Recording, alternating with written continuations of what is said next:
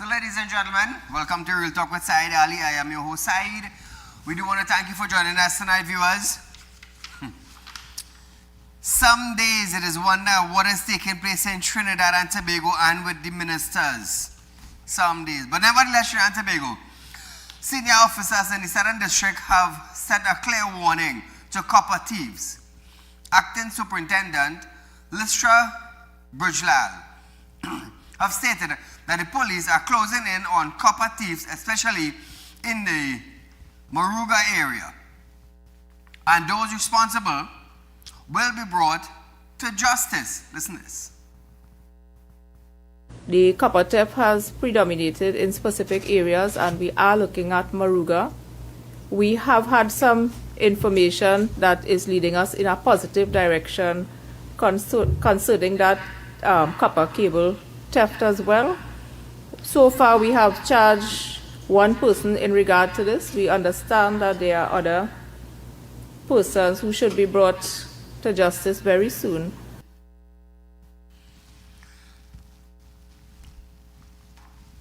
So viewers,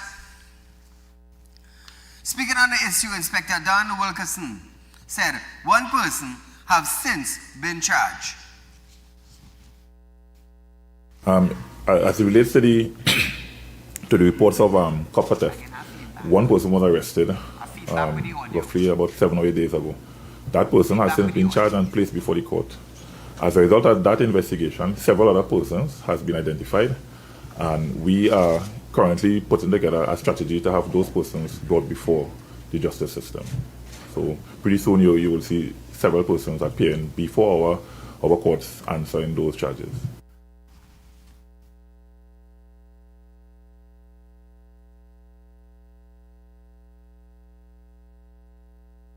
Have recaptured one of the Venezuelan men who escaped from immigration detention, IDC, on Saturday, July 18th, 2026.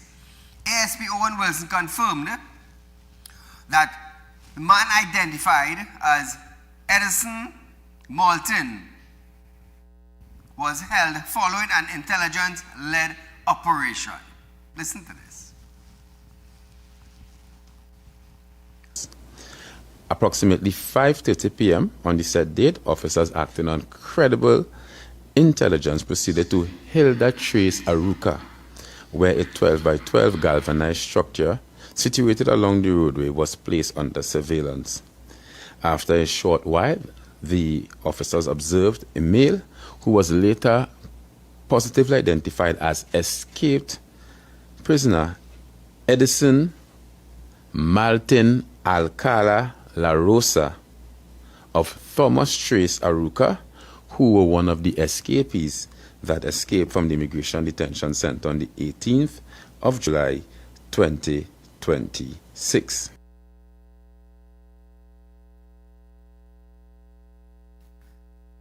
Owen said this brings the number of persons captured to 7, leaving 8 escapees still remaining at large. Now brings the total of persons arrested, recaptured to 7. 8 escapees are still at large. The search has been extended to nationwide areas, illegal ports of entry, forested areas, and communities that are highly populated by large amounts of Venezuelan nationals. I want to take this opportunity to ask the public to continue to partner with us and to share the information. If you see any of these detainees in your area, please do not approach them. Contact us immediately.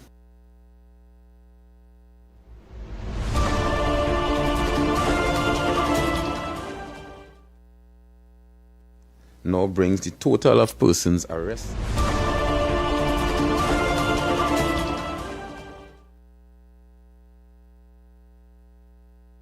Homeland Security Minister Roger Alexander has revoked the preventative detention order issued against businessman Dominic Hadid and his wife Genevieve Hadid, saying their continued detention was no longer purported while the criminal investigation continued. Again, I feedback it on. So viewers, in a media release issued today, Alexander said he revoked the order after reviewing the legal, medical, and constitutional issues surrounding the couple's detention. So, you looked at the legal, medical, and constitutional issues surrounding the couple's detention. So my question is, what about the others who are in the prison concerning a PDO?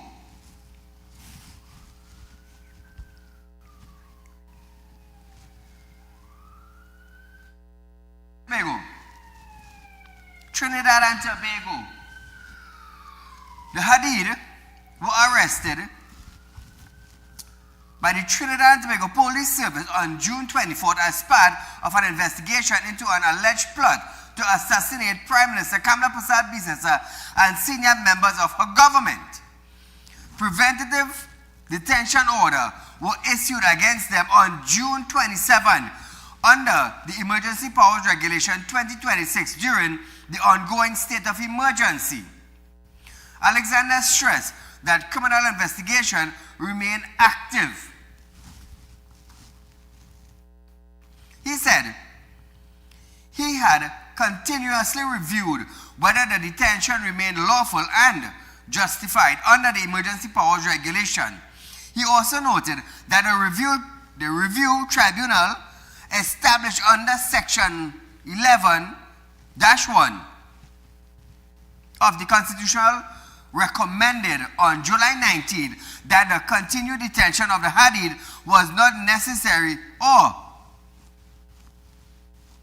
expedited in the public interest. Now, the minister also referred to a medical report reviewed on July 21st concerning Dominic Hadid health and treatment requirements. While he considered the report and sought independent medical advice, Alexander said Hadid declined to be examined by a specialist appointed by the state. So Trinidad and Tobago businessman and friends of Hadid, Peter George, speaks with the media after spending time with them. And Trinidad and Tobago, now listen to this interview. Listen to this. How are the Hadids? Obviously relieved, as we all are. It's been a long journey, as you can all imagine, and obviously they're relieved, and certainly there's a sense of from the reuniting with their family after 4 weeks, and there's a certain sense of contentment in their family now. So at the very least, they're just obviously extremely happy to be home. So Trinidad and Tobago, let me hold on to this story for a little bit. After Alexander reviewed the medicals,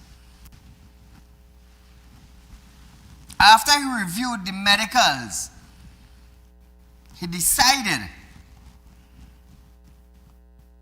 to revoke the PDUs. So I'm asking my questions, and hopefully he could shed some light. So now, Dominic and his wife were held. They were held, right? Now, they're in prison, just like any other individual who was served with a PDU. Now, because of the fact that the Hadid lawyers were persistent, the court sent Trinidad, then we go to Privy Council, then Privy Council said to let go them, not enough evidence. Now Roger is saying due to the medical report, now that he reviewed the legal medical report received concerning Dominic Hadid and the treatment, while he considered the report and sought independent medical advice, Alexander said Hadid declined to be examined by a specialist appointed by the state. So now Trinidad and Tobago, I am asking myself, today Alexander revoked the PDO. So I'm asking myself today when I saw this, what about the individuals who are held under PDOs?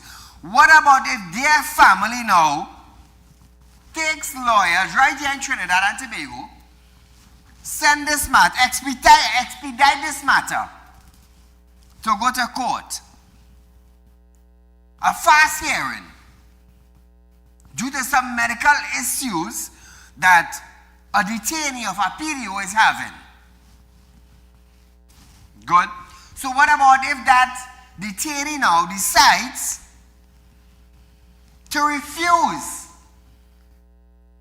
the specialist to examine them? What's going to happen here now?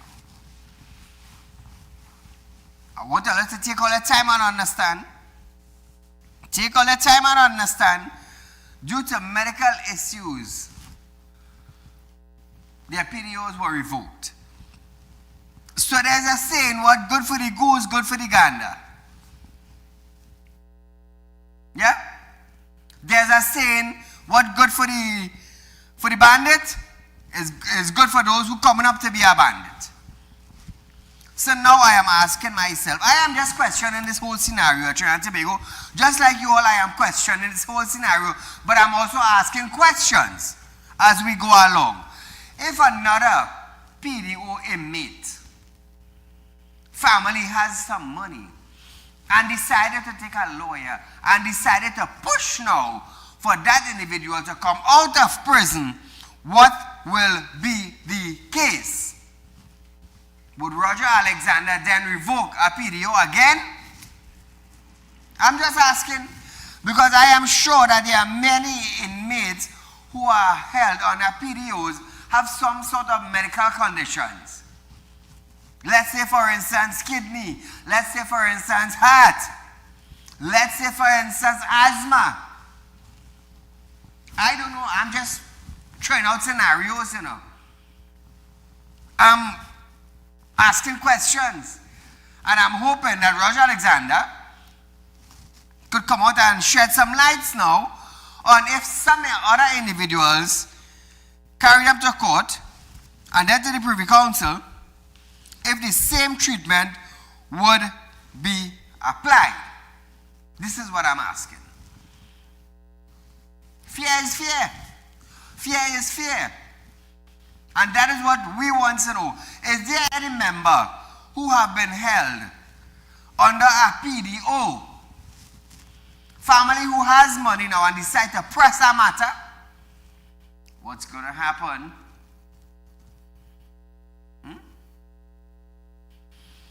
So Trinidad and Tobago, this is a breaking story in Trinidad and Tobago here. Everybody's talking about this. Everybody. Media houses, radio stations, citizens on the streets. Many individuals are asking questions now. Many individuals. So viewers, we are going for a short commercial break, but stay locked on. When we come back, the ministry receive relief equipment. Stay locked on Trinidad and Tobago.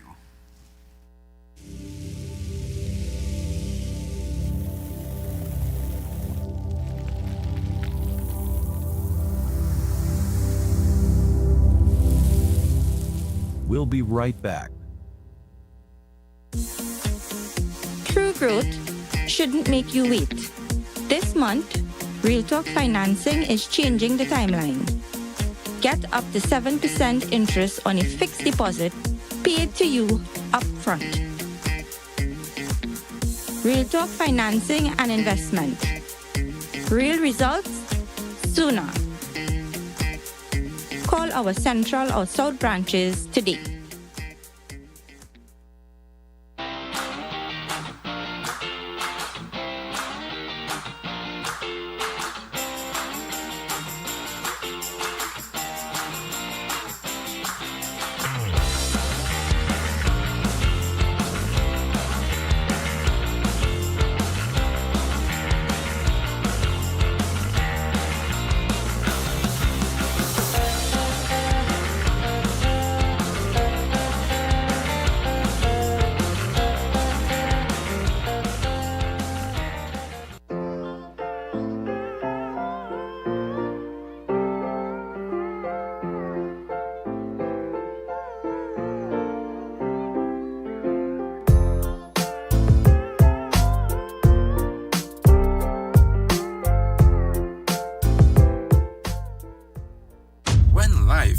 throws you a curveball.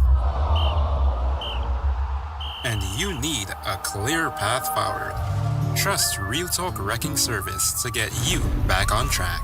Whether you're stuck on the roadside or dealing with an unexpected breakdown, our 24/7 wrecking service is just one call away. Fast response, reliable towing, and a team that's got your back. At Real Talk Wrecking Service, we don't just tow, we rescue. Real Talk Wrecking Service, your lifeline on the road to recovery.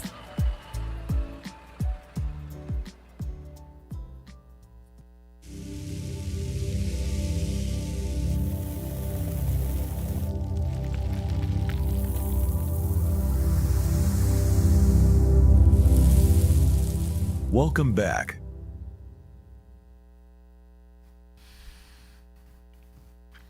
So welcome back to Real Talk viewers. And just a little reminder viewers, remember we are Real Talk Financing, 7% on fixed deposit. You cannot go wrong viewers. You cannot go wrong. Remember, we are the only financial institution in Trinidad and Tobago that is offering you a 7% interest on a fixed deposit. I'm going to tell you something.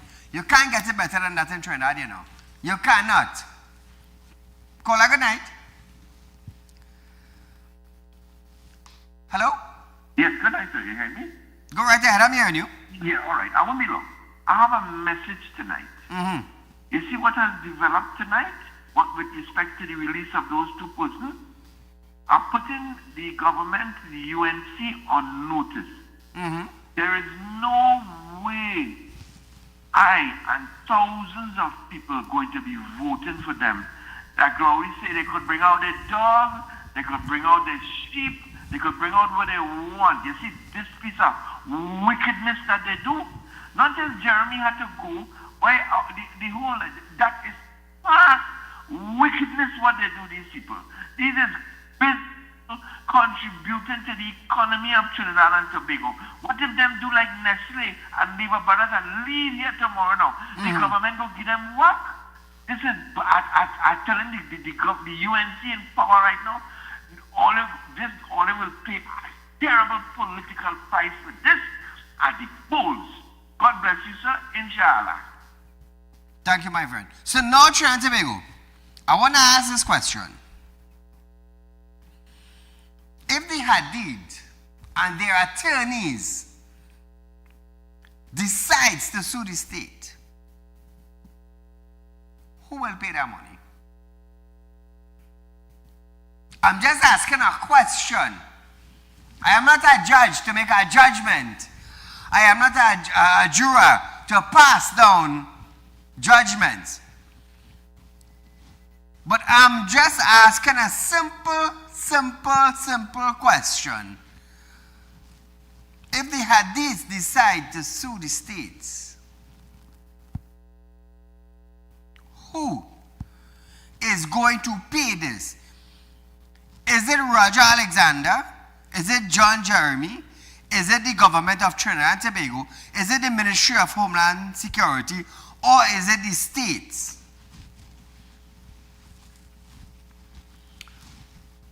This is what I want to know.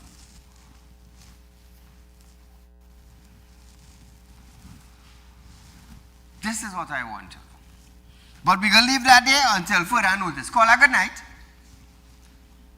Great program as usual. And I support Gary Griffith, Captain Gary Griffith, 100%. And we talk about this from day one, you know, not today on your program, so it have people listening to your program. You know, that tell you how powerful your program is.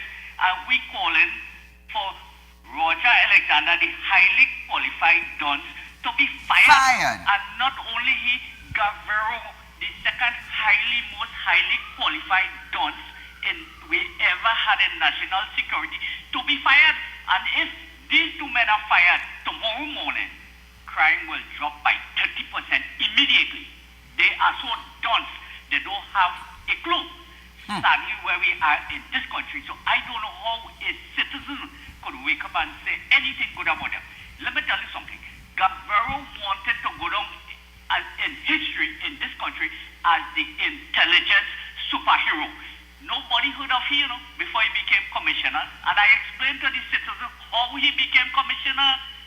Nobody put a hit on Kamala or Jeremy. They are two living there. And the citizens of this country will like to see this graceful Kamala suffer more than what she's suffering now, and Jeremy suffer more than what they're suffering for what they do the citizens of this country who employ them, who they lie to and fool the citizens. The citizens, you know, they will pray for them. For nobody in the right sense will ever say they want to put a hit on these people. And Padaran, well, everybody know Padaran. He need a little attention. So them boys here around him, all of give Padaran a little attention. Nobody want to put a hit on him. What he should be talking about is how much street lights he fixed. And as the last caller said, and Gary Griffith is going to cost the state, the citizen going to pay millions of dollars. But the taxing we, as you come out, you have a blown bulb, you had to pay, what, 1,500 or something for a blown bulb in your vehicle. But the state now is going to pay. I want to know the lawyers that they hired from England, the King Council or Queen Council, how much money they receive already. Correct. Because they hired them. Yes. So you have to pay them. So I want to know, and the citizens want to know, how much money they receive already. Mr. Said, man, your program is so powerful. God bless you, and God will continue to richly bless you to have a program. God bless you on your staff, Mr. Said. Thank you. So now Gary Griffith is calling on Roger Alexander to be fired.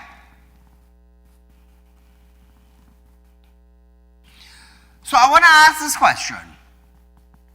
When you all held the Hadid, did the Hadid warn you all about a medical condition?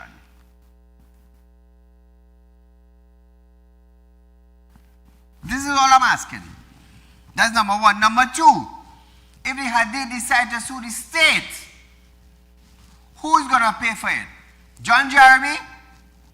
UNC government? Ministry of Homeland Security? Or Roger Alexander? Too much time people sue the state and taxpayers' money have to pay for the negligence of individuals holding high office. And it's time now that stop. It's time now that this whole scenario turns around. Because millions of dollars are being spent due to the negligence of evidence, due to the negligence of proper recording, due to the negligence of proper summary being written down when they are in court. Too many times, taxpayers' money have to pay for negligence of individuals holding position. At one point in time, when Gary was the commissioner of police, he said anytime he hear a police officer make a false declaration and the individual decided to sue the state, let the officer pay. At one point in time, Gary said when an officer crash a TTPS vehicle, let them pay for it. I just want to know if the Hadid them decide to sue the state, who is going to pay that money? That is what I want to know. And that is what I want to know. So as we move on tonight, viewers, regional corporations across TNT are set to strengthen their disaster response capabilities following a donation of nearly $1.5 million worth of disaster relief equipment. This equipment was handed over by the Church of Jesus Christ of Latter-day Saints to the Ministry of Rural Development and Local Government on Wednesday. Imagine, this is a $1.5 million donation come from our church. From our church. Our church. And we have the ministry here now having access to millions of dollars. Millions of dollars. You go tell me them can buy a few generator? Minister Minister Khadija Amin said the partnership with the church began in 2018 when relief efforts were carried out in her St. Augustine constituency. She described the latest donation as a major investment in national disaster preparedness and resilience. So what happened to the corporation now? So listen to Trinidad and Tobago. You will tell me the government don't have $1.5 million to support the corporation with disaster relief equipment? We so stifling, and this comes from our church. Some generators and some power saw and maybe 1 or 2 ATVs. It's amazing, you know. It's amazing. Best Real Talk by about 2 or 3 back and donated for them. Huh? Better we buy some tractor and donate it for them. Or some wheel tractors.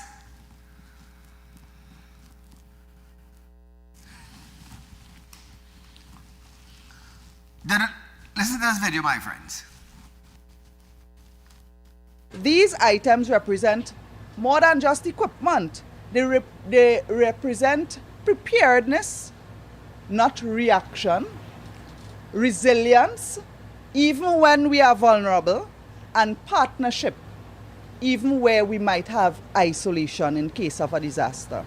It strengthens our national disaster management framework by giving our municipal corporations disaster management units the tools they need so that they can respond swiftly, they can coordinate effectively, and they can serve communities with greater confidence and efficiency.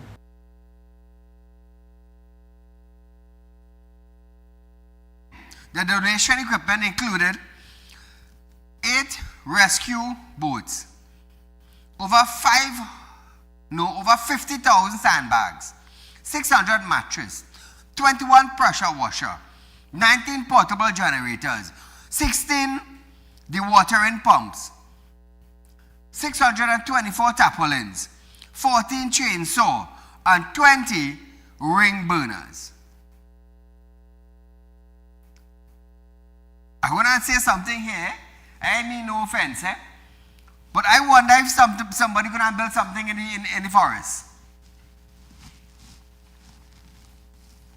Just asking. Minister Amin said, strict accountability measures are in place to ensure the donation equipment is properly managed and used only during emergencies. Listen to this. What I have sought to do is establish in every region where they will have their own stockpile. So in anticipation of this equipment coming in and this donation, we practically emptied our warehouse some months ago, where all the equipment we had here was assigned to corporations. They must properly account for it. So you cannot randomly give away mattresses or tarpaulins because somebody wants one. They must be properly used in a time of disaster, and you must account for every piece of equipment. So they each have their own stockpile at present. She added that the ministry has begun a program to establish disaster relief warehouse in every region to ensure equipment can reach communities effectively and efficiently when needed. Elder Don Jones of the Church of Jesus Christ of Latter-day Saints said the donation reflects the church commitment to helping communities. Listen to this. We believe in being self-reliant and being prepared, and we've put a lot of effort into trying to help others to do that.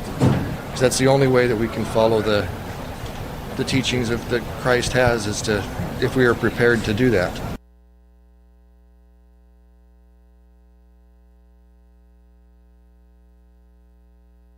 I will leave that right here. Let me hope you have no mattress missing, tarpaulin have holes, chainsaws are not working and it disappear. We're going to leave it right here. Viewers, we are going for a short commercial break, but still locked on. When we come back, late regional corporation salary issue has been resolved. More when we return.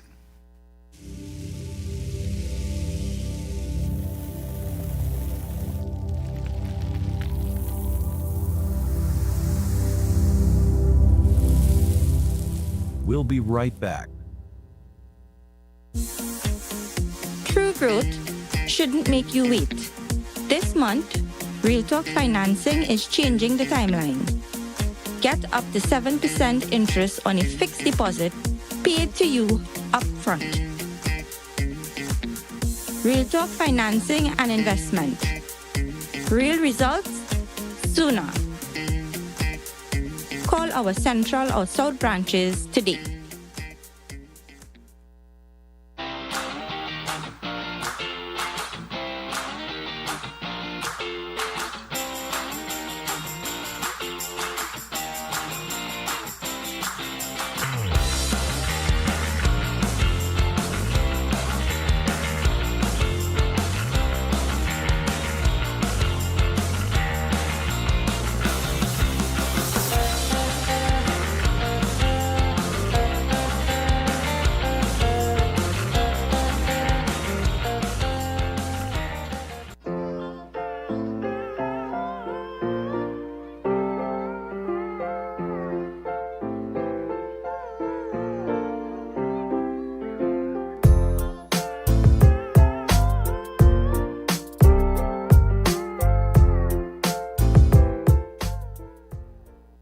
Connect with us on social media and don't miss the latest updates. Follow us on Instagram at RealTalk_Newsroom. Check us out on Facebook at Real Talk with Saieed Ali. Subscribe to us on YouTube at Real Talk Trinidad and TikTok at Real Talk with Saieed Ali.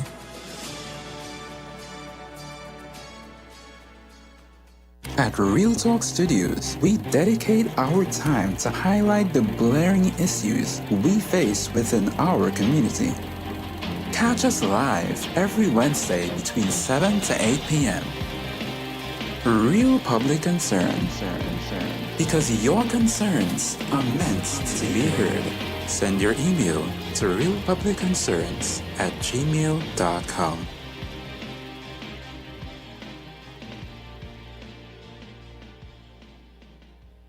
When life throws you a curveball and you need a clear path forward, trust Real Talk Wrecking Service to get you back on track. Whether you're stuck on a roadside or dealing with an unexpected breakdown, our 24/7 wrecking service is just one call away. Fast response, reliable towing, and a team that's got your back. At Real Talk Wrecking Service, we don't just tow, we rescue. Real Talk Wrecking Service, your lifeline on the road to recovery.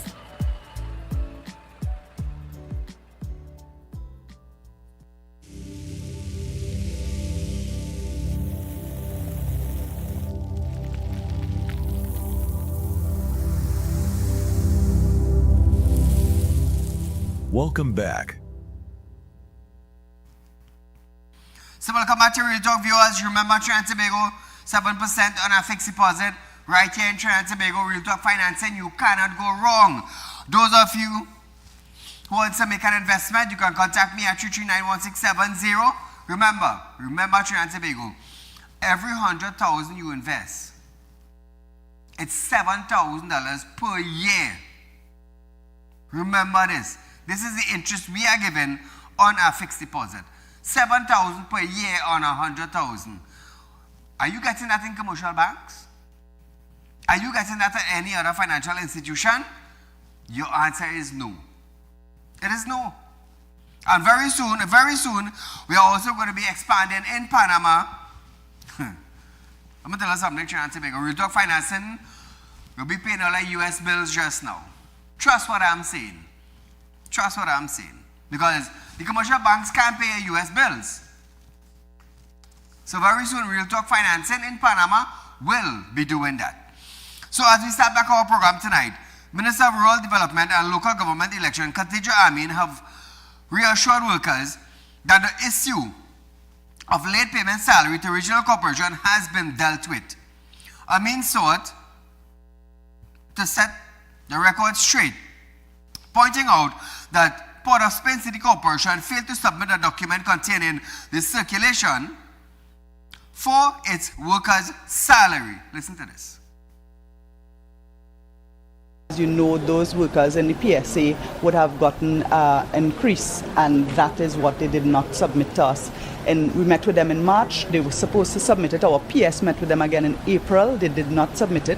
And when the releases were made, we could not pay them because they had not submitted those documents. Our PS worked all over the weekend to ensure that those documents were received. When they did send them on the Sunday, there were some errors, and we spent Monday correcting it, so those workers were paid. So viewers, she also condemned the Port of Spain mayor decision to publicize the issue rather than reaching out directly to her. She said she saw firsthand how this issue had jeopardized some workers. Khadija Called me in tears, and I had to call the credit union to speak to the general manager to let them know that this is not a permanent situation. This is not a situation where her job security or her income is threatened. This is a one-off situation. But because the mayor sought to publicize it so foolishly, it had a negative impact on workers.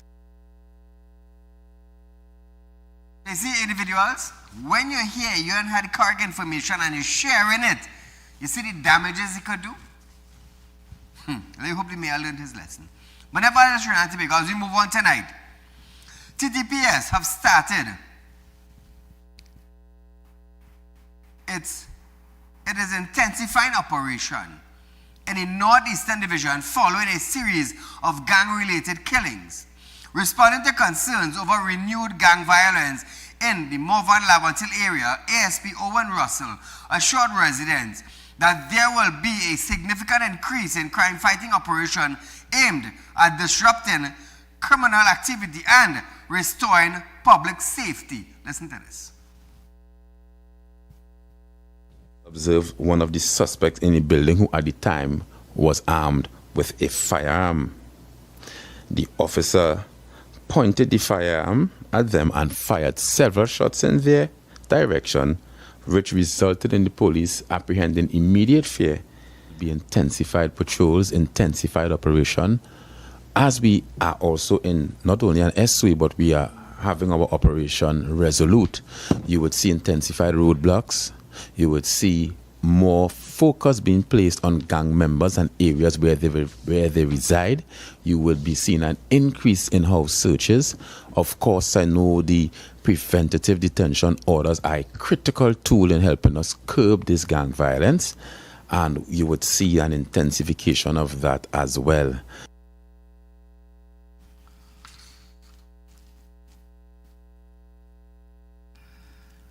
So now, viewers, meanwhile, he provided details for a recent police-involved shooting that occurred during an intelligence-led operation in Europe, targeting suspects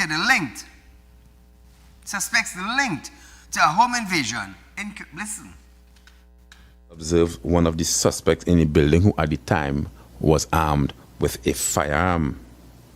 The officer pointed the firearm at them and fired several shots in their direction, which resulted in the police apprehending immediate fear and responding in accordance to the use of force policy 92 of 2011.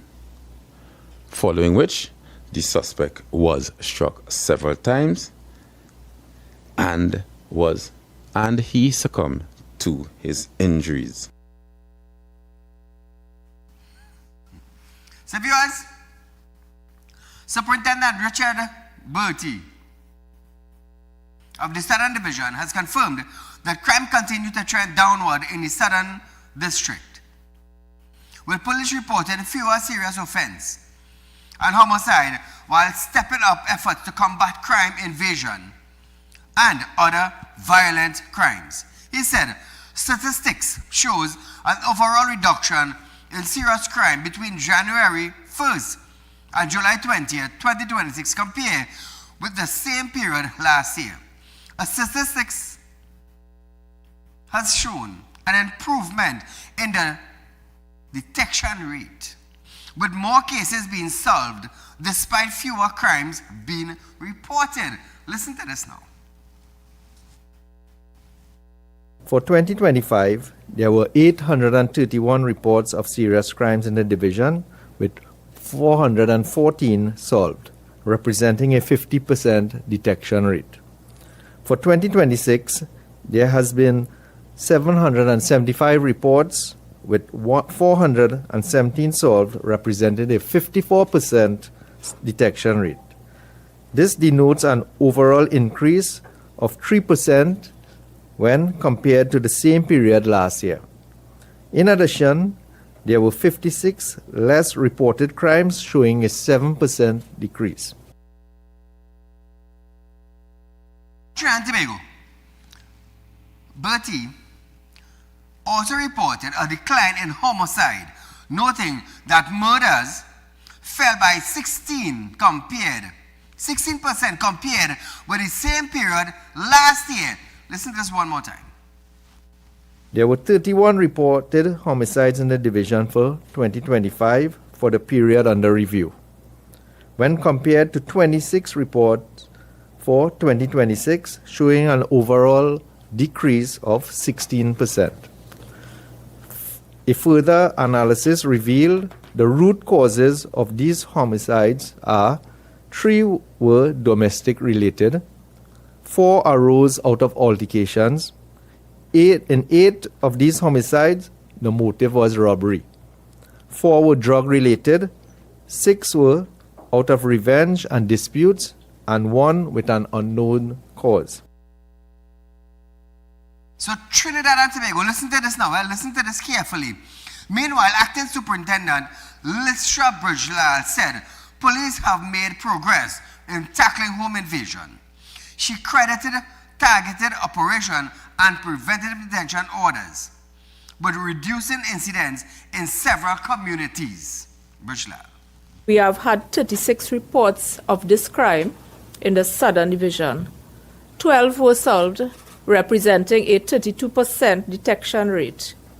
Within recent times, there was also a major breakthrough in the Gasparillo district, where 11 persons were arrested and subsequently placed on preventive detention orders. As a result, there has been a decrease in this incident of crime in our particular area. So viewers, she added that the arrest of key suspects have contributed to a notable decline in home invasion in the Barrapo and Princestown area. One more time. The Barrapo and Princestown districts, there has been a noticeable decrease in home invasions due to main perpetrators being arrested and charged for these offenses. When we look at warrants in the Southern Division, this has also been at the forefront. So far this year, we have 762 warrants which have been executed as compared to 755 for the last year. So Trinidad and Tobago, police said they are targeting crime through intelligence-led policing, focus on high-risk areas and offenders, increasing in firearm recovery, the community mediation and youth intervention program aimed at reducing violent crime and improving public safety across the Southern Division. Trinidad and Tobago, we want to thank the Southern Division officers and them for strategic planning. We want to thank the officers and them for risking their life. We also want to thank them for going in communities now and having their outreach program with the community and the youth and trying to prevent them from, how should I say, destroying their life at an early age.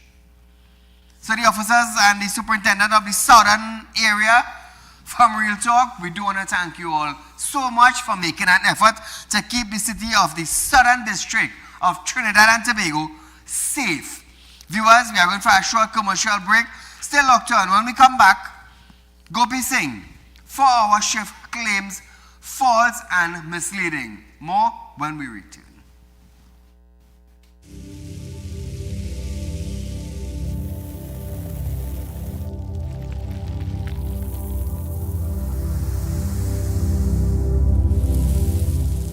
We'll be right back. True growth shouldn't make you wait. This month, Real Talk Financing is changing the timeline. Get up to 7% interest on a fixed deposit paid to you upfront. Real Talk Financing and Investment. Real results sooner. Call our Central or South branches today.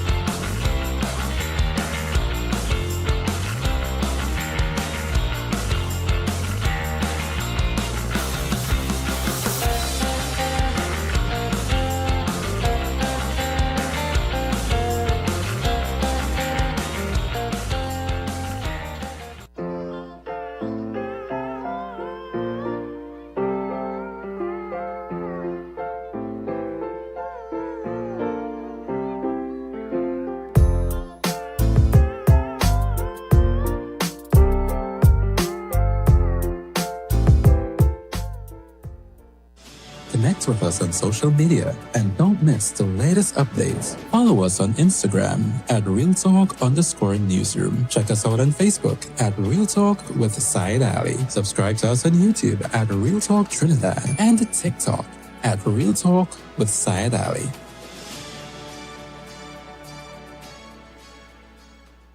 At Real Talk Studios, we dedicate our time to highlight the glaring issues we face within our community. Catch us live every Wednesday between 7 to 8 p.m. Real Public Concerns. Because your concerns are meant to be heard. Send your email to realpublicconcerns@gmail.com.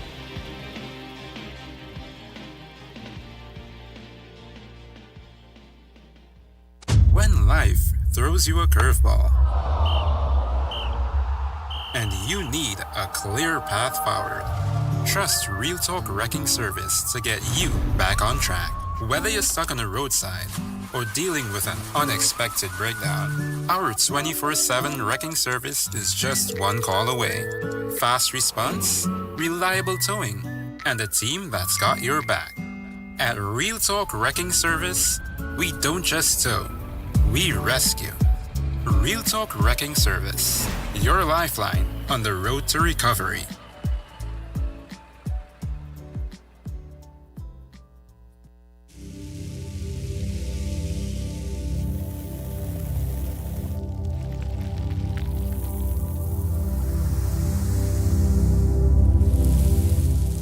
Welcome back.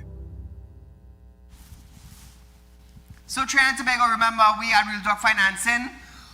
We are giving you 7% on a fixed deposit. And you know the reason why I'm highlighting it is many people have been calling and saying, Said, we have looked at our banks, our commercial banks, and they are really not giving us anything, you know. And a lot of individuals, even people who live in Trinidad, migrated, and you know they keeping the account, their account in the bank active down here by sending money. Even they coming back to Trinidad for a few days to open accounts with us because they realize, but all is the financial institution that giving wonders, all are doing wonders in Trinidad, and all are expanding in other countries too, and in countries where you need dealing with U.S. currency. So Real Talk Financing is growing Trinidad and Tobago. We are not stagnant, you know, and at least it's stable. Let me tell you something. Stability, our foot is on the ground. Also, those of you who looking for a small loan under 50,000, you can contact us at Real Talk Financing. You're using your house, your land, your vehicle, your gold. It's very simple. Within 24, 48 hours time, you're getting access to cash. Cash in hand. In hand, Trinidad and Tobago. Also, viewers, you can be a member of the Real Talk Credit Union. Open a savings account for the family. Also, you can come in and open an FIP, Family Indemnity Plan. So when you hear the loved one die, you can afford to get a certain amount of cash in hand to bury a loved one. Come into Real Talk Financing. Come into Real Talk Credit Union. Come and do a fixed deposit. Come and open my savings. Come and take a loan. We are making it very, very simple for you, the citizen of Trinidad and Tobago. Let me tell you something. Banking don't have to be hard anymore. You don't have to stress out yourself where you're getting a loan for 50,000 or under. We at Real Talk Financing, let me tell you something. Quick is the word. Quick is the word. You see, I've spent almost, this year will make it 31 years in the financial industry.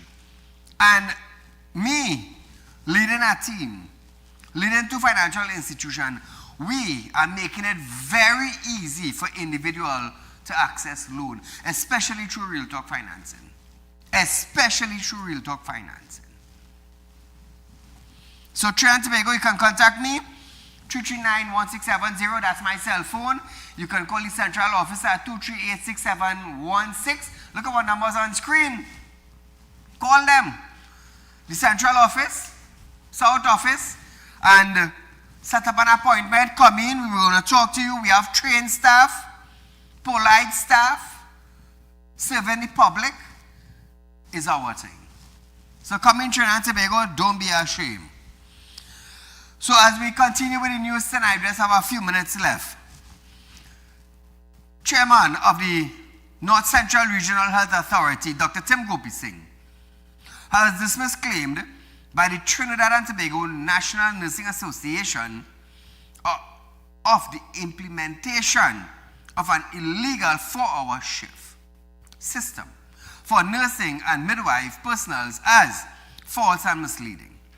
His comment came in response to a Facebook post by the TTNNA President I.D. Stewart, who claimed that the North Central Regional Health Authority has begun altering the shifts of nurse and midwives personnel by introducing 4-hour shift without prior notice, consultation, or agreement with the association or affected employees.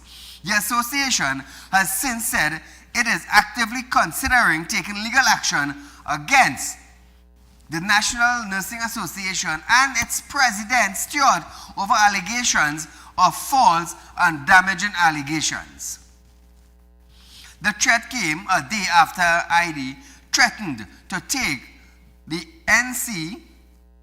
NCRJ to court over a proposal of implementation of the 4-hour shift. Trinidad and Tobago, listen to this.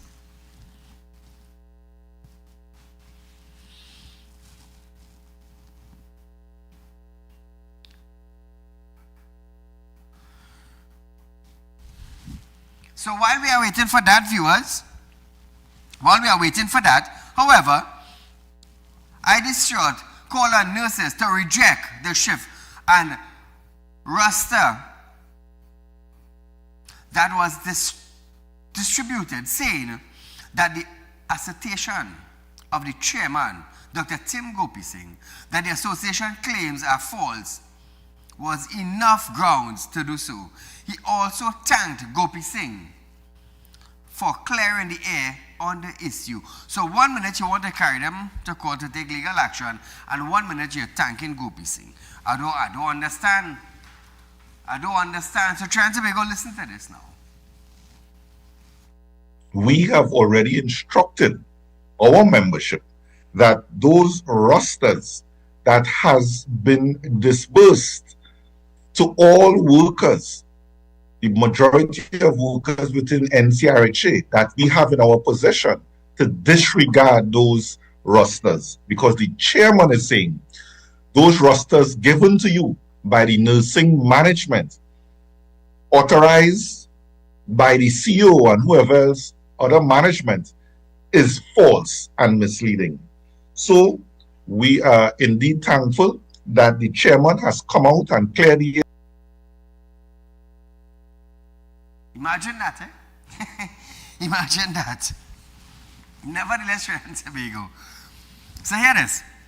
Minister of Trade, Investment and Tourism has commenced a vendor regularization exercise targeting beach shares, umbrella, and tent operators at the Maracas Beach facility.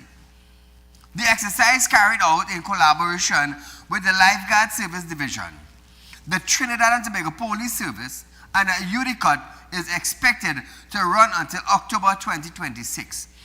According to reports released from the ministry, the initiative is separate from the regularization of food vendors at the facility, now which has already been completed. The latest phase of the aimed at verifying beach share, umbrella and tent vendors and their equipment ensures compliance with applicable requirement and formalizing approved operation through licensing agreement, permits, and clear operation protocol. Following verification, vendors will have 2 weeks window to relocate serviceable equipment to designated area and remove any damaged equipment or unapproved storage structure. UDICOT acting as facility manager will then conduct an on-site cleanup on August 6th. With any item left behind, according that not been approved, will be removed. So beach operators of tents and chairs, tourism industry is coming down to regularize you. So it's either you get on board or you get off board. And if you know you want to make the money legal without ending up in problems, I guess you better license your business. It's easier for you and for visitors also. And if you refuse to do so, well, I guess UDICOT is going to take whatever actions necessary to make sure that the beach is clear of, let's say, rodent. Let's say that. So viewers, we are out of time for tonight, but nevertheless, a rerun of this program is tomorrow from 11:30 to 12:30 p.m. We'll be right back here another night from 7 to 8 p.m. where we go live again. Until then, be safe and enjoy.